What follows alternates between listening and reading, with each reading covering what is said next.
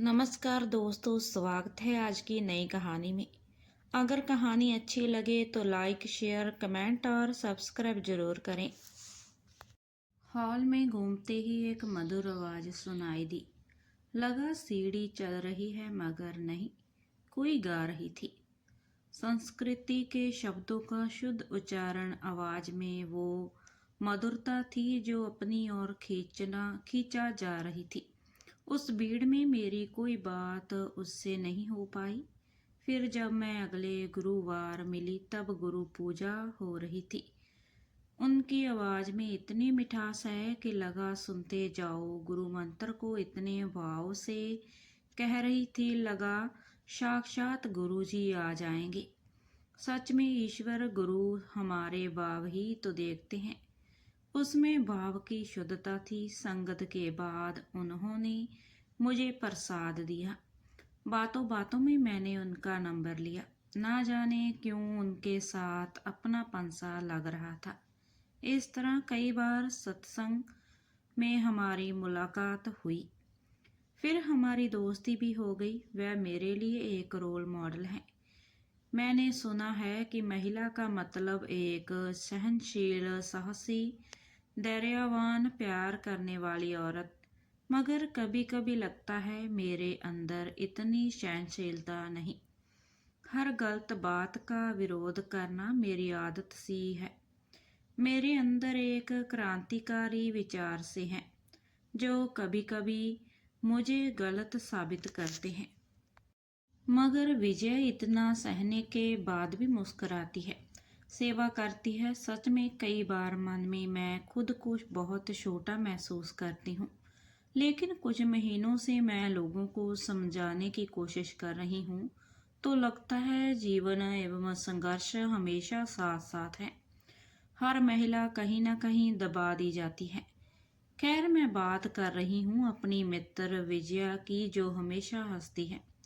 ना जाने कितने गम दबाए कहते हैं जब हम निस्वार्थ होकर सेवा करते हैं, गुरु के पथ पर चलते हैं तो हमारे अंदर एक अद्भुत क्षमता आ जाती है जो मैंने कई बार विजय में महसूस की। लेकिन उसे कभी किसी से उम्मीद ही नहीं। वह लोगों का सहारा बनती जा रही है।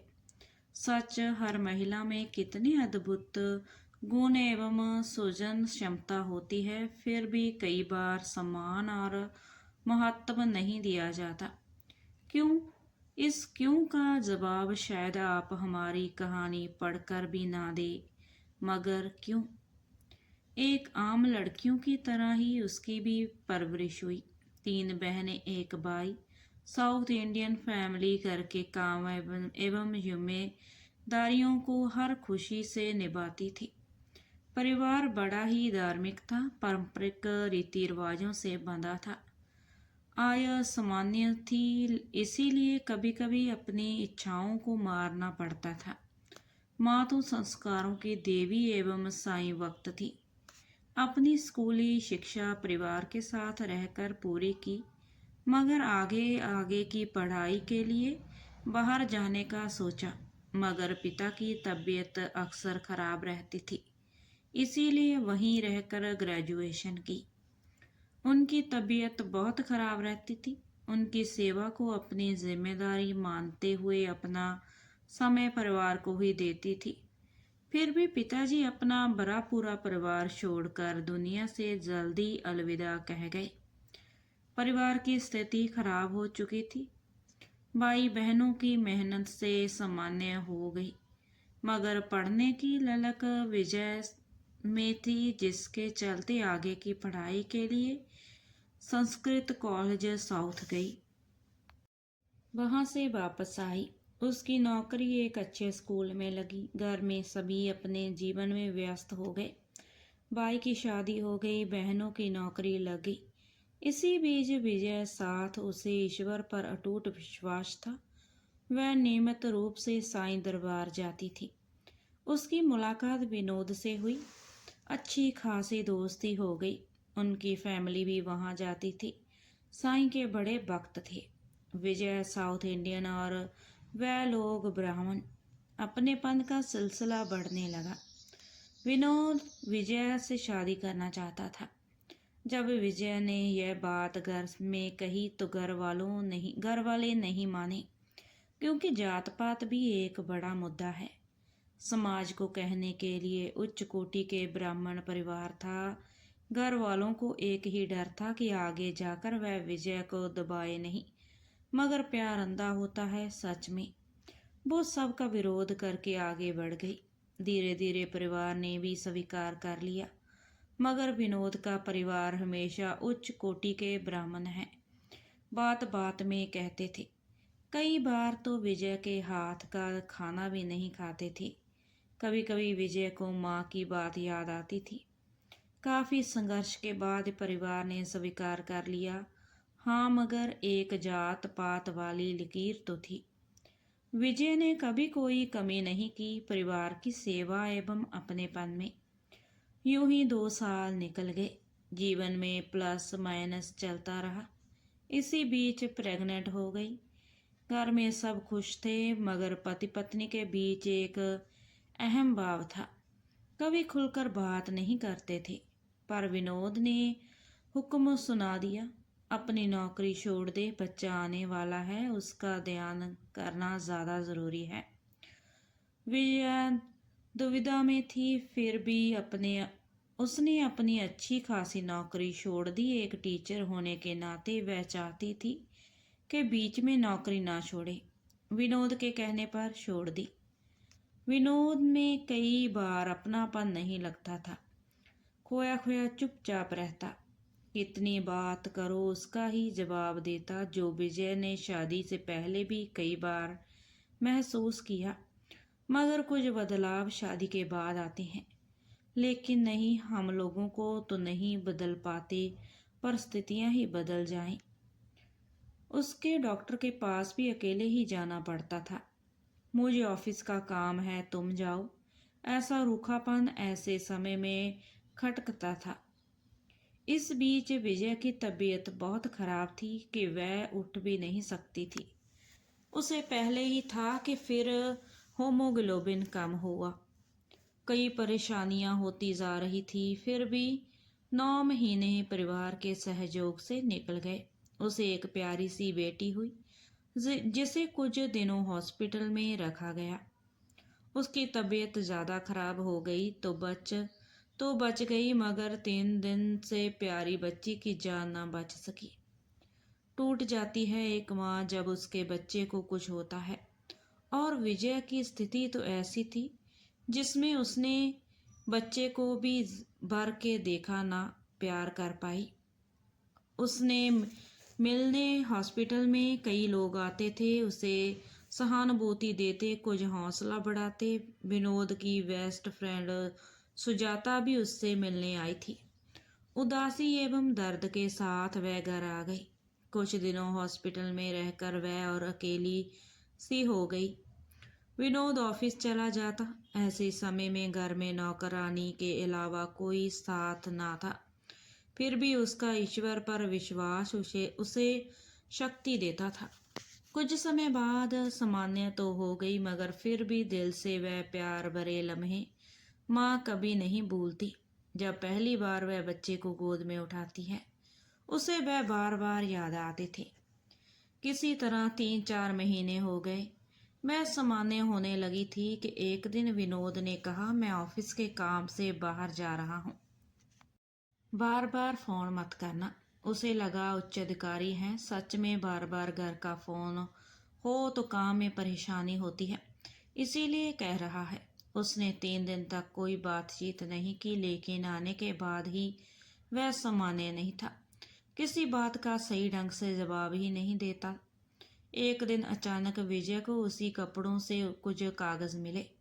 एक महिला के साथ 3 दिन किसी जगह रुका था, मगर उसके साथ कौन, कब से 1000 सवाल उसके मन में थे। वह कोई और नहीं, उसकी बेस्ट फ्रेंड सुजाता थी। अब तो हद हो गई।